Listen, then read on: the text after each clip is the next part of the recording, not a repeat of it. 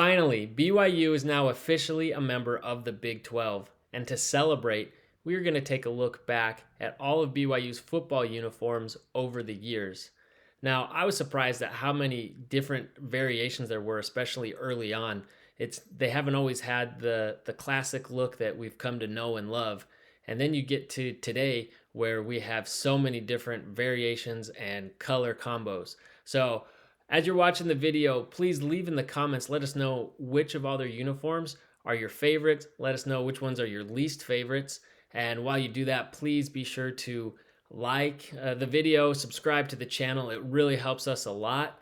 And we've got a good one today, so let's get to it.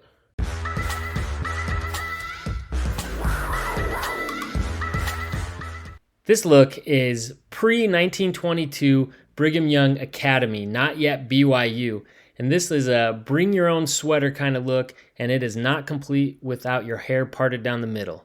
Here's the official first ever BYU football uniform, and oddly enough, it is also one of the longest tenured looks that they will wear. You know, I always say that I prefer retro looks, and I'm starting to realize that that's not necessarily always the case. What's funny about these is you notice that they take a 2-year break there in the middle, and that was for this next look we're going to take a look at.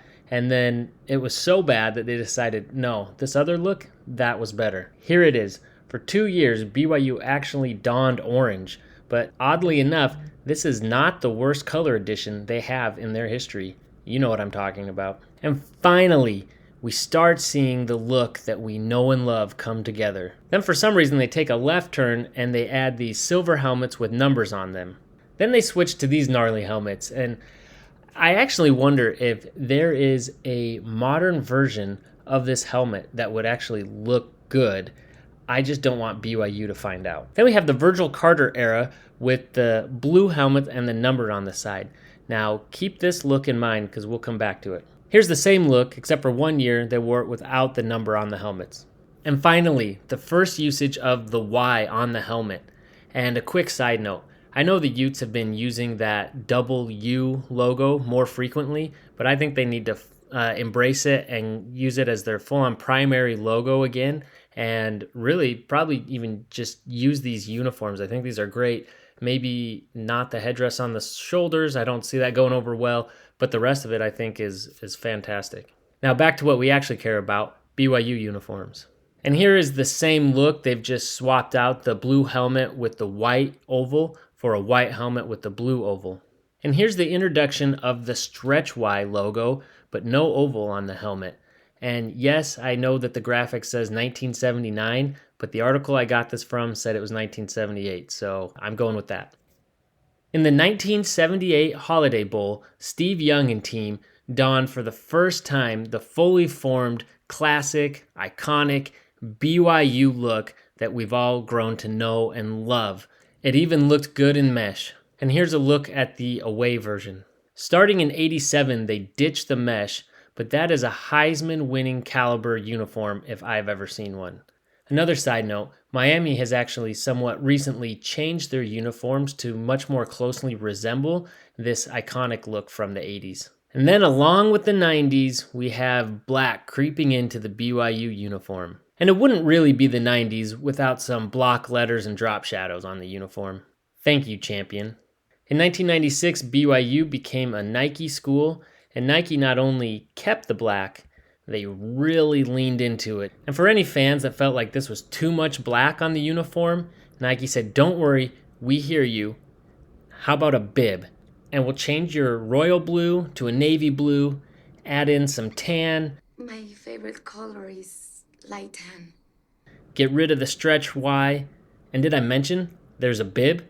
And one of the worst things about these is that in one of his final years of coaching, Lavelle Edwards had to coach a team wearing these. I mean, these are worse than the blue and orange stripes from the 40s. Oh, the late 90s and the wonders it did for sports uniforms. The only good thing I can say about these is that they only lasted for 1 year. And while this is far from what we're looking for, this is definitely an improvement and much more on par with what a lot of other teams were wearing at that time. I'm glad I was on my mission in 2004. The tan era left such a scar on fans that BYU Athletics posted this last year on April Fools just to mess with everybody. As much as I hate the tan, these actually are not as bad as I would have expected. But please don't ever bring it back. The Bronco Mendenhall era had numerous accomplishments, but ditching tan and switching back to this retro look may have been his greatest. Now, I would have preferred them to go to the royal blue, but apparently at the time, navy blue was super popular. What's interesting, though, is that because of the hiring of Bronco Mendenhall and his demand or request to switch to these uniforms happened so abruptly that Nike did not have time to make the adjustment, and these were actually not manufactured by them. Now, this is the same look, but officially produced by Nike. They did add the Stretch Y logo on the collar. Also, they introduced the sailor hat cougar logo on the stickers. And finally, Royal returns, and it could not have happened at a better game. An exciting overtime victory over rival Utah.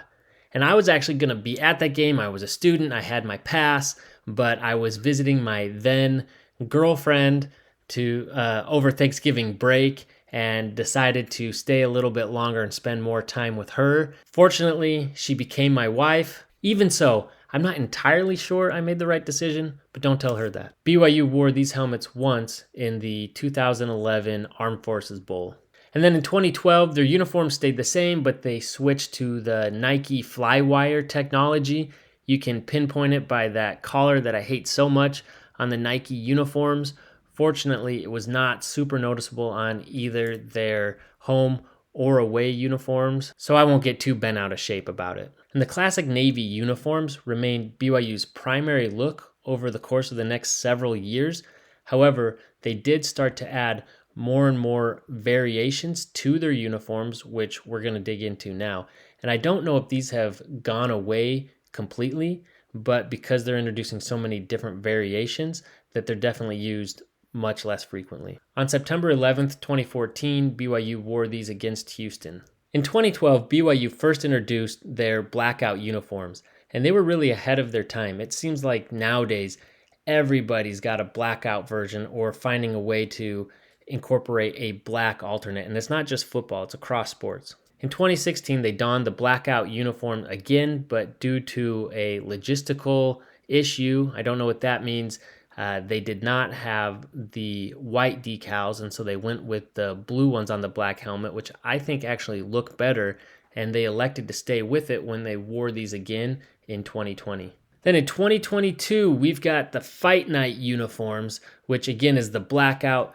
The difference here is the helmet with the ombre look, the kind of gradient from blue to black. While these look great and were fun, I would have much rather seen Notre Dame and BYU both in their classic looks. Then in their bowl game last year, BYU wore these for the second time, only instead of the Stretch Y logo, we see the sailor hat cougar logo on there, which I'm going to come back to that in a minute. While we're talking about alternates, we can't forget these throwbacks from 2019. They have the classic Y logo on there, which we saw previously in this video. And if the Stretch Y weren't so iconic and part of the BYU brand, I wouldn't hate it if we went back to this, but I love the Stretch Y. And in terms of these uniforms, I haven't seen it anywhere, but I think it was a slightly lighter shade of blue, but these were just really, really nice looking. The problem is we took a huge drubbing by UW, and so I'm not sure if we'll ever see him again. BYU had a third alternate helmet last year. It was these buttes that gave it the real custom look with the cougar on one side and the mountains on the other. I would have liked these even more if they weren't already wearing so many alternates, and so it was a little bit more special. This brings us to the modern era. Since 2021, we've had a lot of different combinations, and we're going to take a look at them. Let's start with the navies. First, there's all navy, which I'm already not a fan of color rush uniforms for the most part anyway, and I prefer royal over navy, so having a color rush navy uniform doesn't really do much for me. At first blush, this doesn't really even look like BYU. Then we have the Midnight Virgil, and that is a callback. I told you to remember it. Virgil Carter and his uniforms with the blue helmets and the blue jerseys. Then we have Navy Oreo, because you got the navy helmet and navy pants with the white jersey sandwiched in the middle. And out of the looks incorporating the navy helmet, this is probably my favorite. It gives the most balance. And then if you look at Baylor's helmets, they've got the bear with the sailor hat, and I think it was a last minute addition, but BYU on those helmets that game added the sailor hat cougar decal onto the back of the helmet.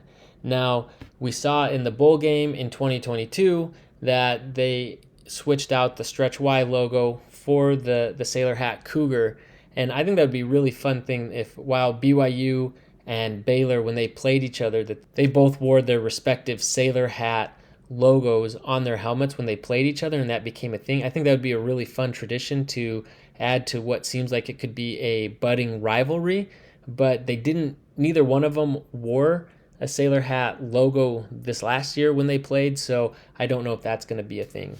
Then we have the look with the classic navy helmet, but wearing both a navy jersey and pants. And for me, I much prefer one or the other. Now we're on to the royal looks, and I'm definitely Team Royal, and I like these better than the all navy look, but I'm just, again, not a big fan of Color Rush.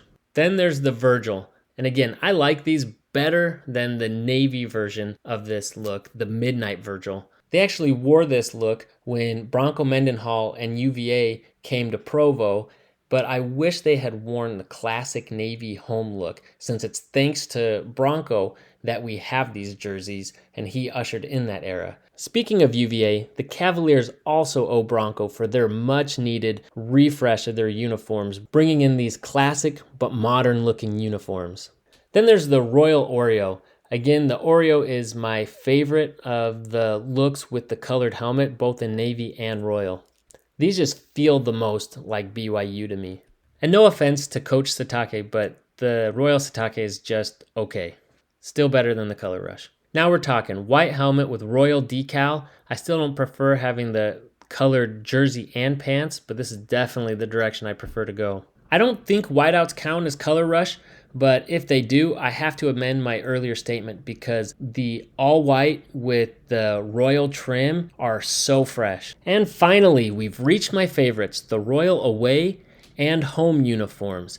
Now, these should be the standard for BYU, only mixing in those other looks occasionally, because these are the identity of BYU. And if you're changing every week and never have a set look, I feel like your identity is never set. And I think this is the iconic look. This is what we wore in some of our best years ever as a program, this look generally speaking. And I'd love to see these much more frequently on the field. And finally, the Big 12 era is officially here. The next time we see our guys take the field, they will be wearing uniforms with the Big 12 logo on it. They've even already started using the logo on their studio pictures with recruits taking their official visits to campus. I love it. Also, I saw this floating around on social media.